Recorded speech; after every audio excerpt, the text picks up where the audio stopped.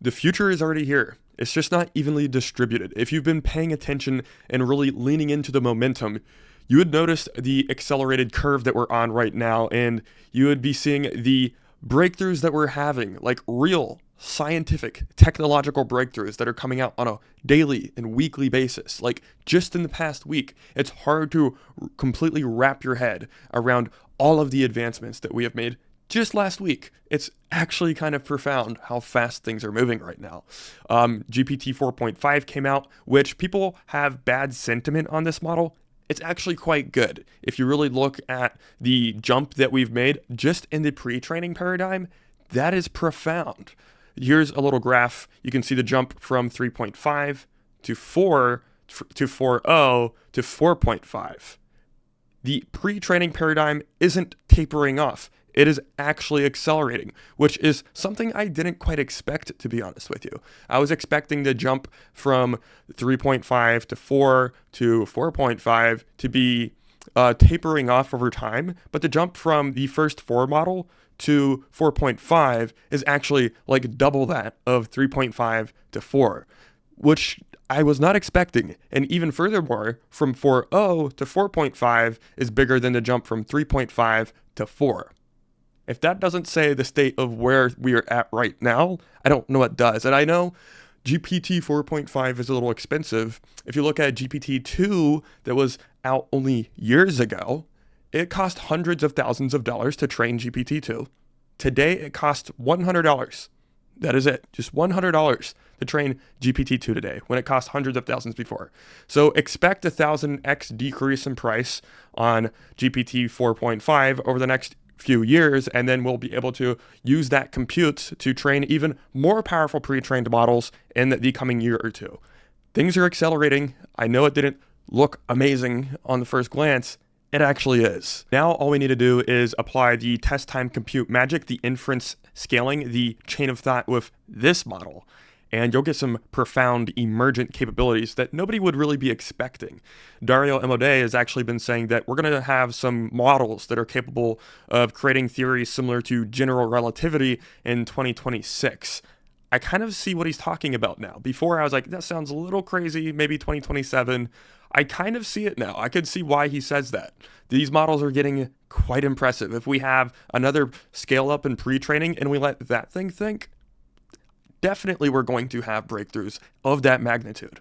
We're now crossing this point. We're at the nexus point where AI is about to surpass human intelligence, which is profound. Like, we're at this point on the graph. I don't like this graph exactly because it assumes that humans aren't going to improve as well. If you look at technology, it does not operate in a vacuum. It actually augments humans. We build technology to improve ourselves. So I would actually argue that humans are going to also be exponential on this graph, not just AI.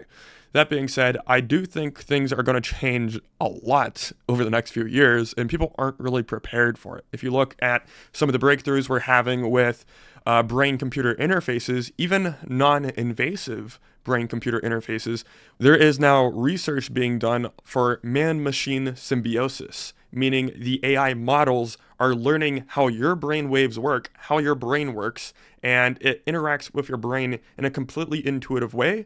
And then your brain learns from the outputs of those models, and they slowly mesh together, having a very seamless interaction where the model intuitively understands you, you intuitively understand it, with a non-invasive brain-computer interface. And if you look at the breakthroughs that Meta is having, you can literally think and your thoughts turn into words on the screen, meaning you can prompt the model just with your thoughts. And it learns how your brain works, it learns how you think, and you will be able to intuitively prompt this model just by thinking. And it'll intuitively learn how you like things to be done. And you will have almost like this man and machine symbiosis type of interaction happening. That's coming very, very short period of time from now, like years. Also, the Neuralink is now getting towards deeper parts of the brain. They're expanding the threads and making it go deeper in the brain with more electrodes. meaning they now have the capability of storing your memories and having effectively like an infinite memory bank. And then if you want to retrieve that memory from the model, it will be able to inject it back into you and you will be able to remember it. This also gets to the point where we can start to make people effectively superhuman, effectively increasing the bit rate of humans and giving them new information that they've never had before. Meaning, instead of going through and learning things at an individual basis, you will just upload new information into yourself, which is crazy. Again, the future is already here. It's just not evenly distributed. Like within the frontier model companies internally, like Dario Amodei would not be saying that he's going to have a model that is as good as Albert Einstein at creating theories as novel as general relativity by 2026 if he wasn't already seeing signs of that. That, to me, sounds like they have already somewhat achieved the singularity internally. I don't know what else I could take from that. Like, sure, it could be hype, but I don't see why they would make an assumption that grand by 2026, which is only 1 year away, just to be wrong.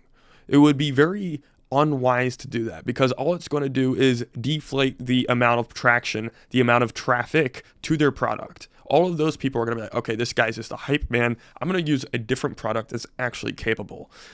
It's a very unwise thing to do that. It's very short-sighted. And Dario Amodei is a very smart, intelligent person. I don't think, especially him, if you look at all of his past predictions and his past statements, he is the most reasonable person besides maybe like Demis Hassabis is a little bit more reasonable, if you want to call it that, in the entire space, right? So I actually see his predictions as very likely, to be honest with you.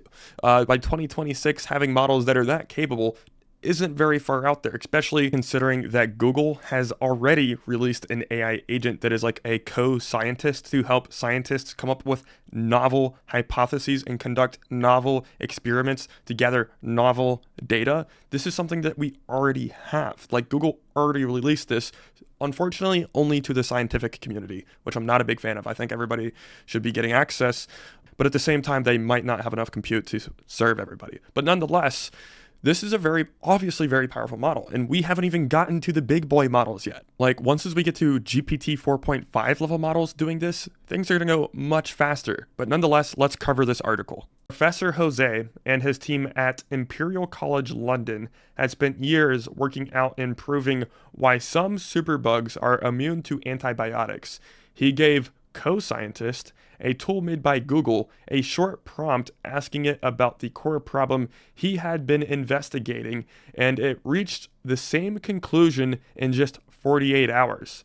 His research in this domain was not publicly posted. It is not in the training distribution of this model, and he had previously spent a decade trying to come to the same conclusion that the AI scientist came to within just 48 hours. Again, let me just remind you of this graph right here. That is 2025, right where that arrow is pointing. That is where we are at today. And this is an exponential, meaning by next year, it's really hard to tell what things are going to do. Like, these models are already surpassing humans in many aspects, in many domains. And by 2025, it's like, holy cow, anything could happen. Like, we could make breakthroughs across anything, which is why Dario kind of says general relativity type of breakthroughs in 2026. It's not really that far out there.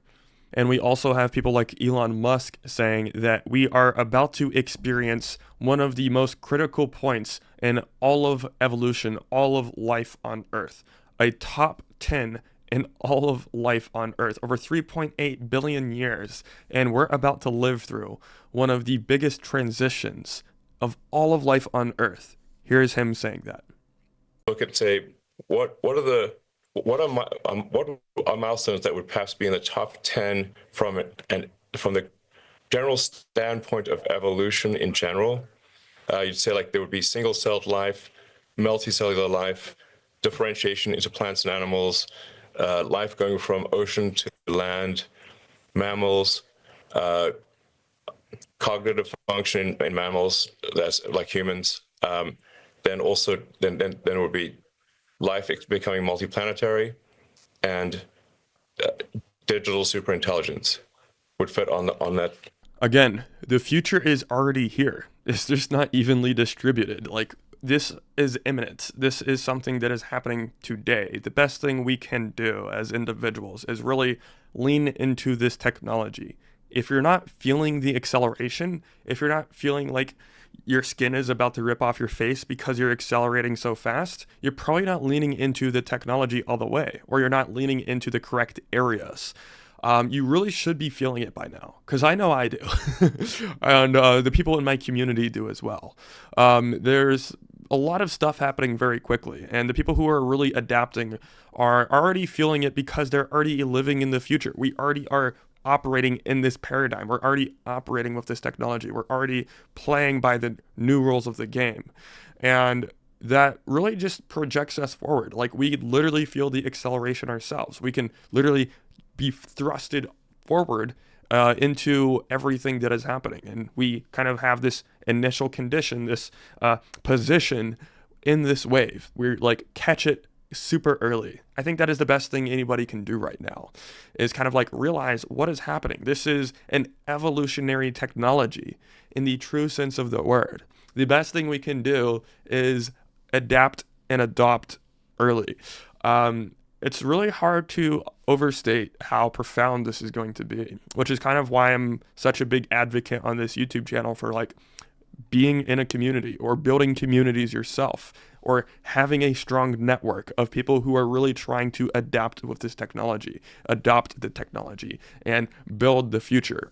Because right now we're getting to this point where we're all going to have very extended capabilities. And the new role of the game, the new way the game will be played, is whoever has the coolest vision, whoever has the best vision for the future of humanity will be able to build that if they have sufficient capital. And how do you get sufficient capital? You have the ability to clearly articulate a beautiful vision that people get behind, and you can all build it together. I think that's where we're heading, where we're going to build these networks, we're going to build these communities, and we're all going to have so much capacity as individuals in these communities, in these networks together, where we can effectively, all of us can allocate AI, all of us can allocate intelligence, all of us can build the future together, given just the resources we have. I think that's where things are heading right now. That's why I'm building my community, is because I think it's going to be one of the best options for anybody in the future. Instead of having like centralization, top-down control of AI, kind of like the current paradigm, we can have decentralized communities with decentralized control, decentralized computes, decentralized information technology in general, and build a decentralized economy. That's kind of what my goal is, and that's why I'm building my community. If you are interested in something like that and you want to join a community with a bunch of entrepreneurs, a bunch of people who are technologists and adapting and changing with the technology, you can join my community. It's linked in the description below. That being said, I think this is a very important time to really take the time to digest and understand what is happening right now, and really try to lean into the technology, really try to keep up. This curve is becoming more and more steep, and by next year, it's not clear how fast things will be moving or how much things will change. That being said, I think it's never a better time to find a place that you can join, like a community. It doesn't even have to be my community. Join somebody else's community if you want to, but find a place where you can learn a lot about this stuff, adapt with this stuff, and really accelerate yourself forward, because I think it's very important. And also, another thing I want to mention before I exit off the video here is we landed on the moon today. Well, not humans, but like we sent a space probe to the moon and it landed today. At the time of me recording this video right now, March 2nd, we have a space probe on the moon, which is extremely exciting, because we are at the beginning of the space age. Like, artificial intelligence, as it becomes much, much, much more intelligent, it'll obviously help solve a lot of the energy constraints that we have. It'll help automate a lot of things, make things a lot cheaper, and it enables space travel, which is, to me, one of the most exciting things about it. We're entering the space age is really the premise of like all of this, to me at least. Most people, maybe that's not how they look at it. To me, I'm like, oh shit, we are entering the space age, man. I'm so fucking excited.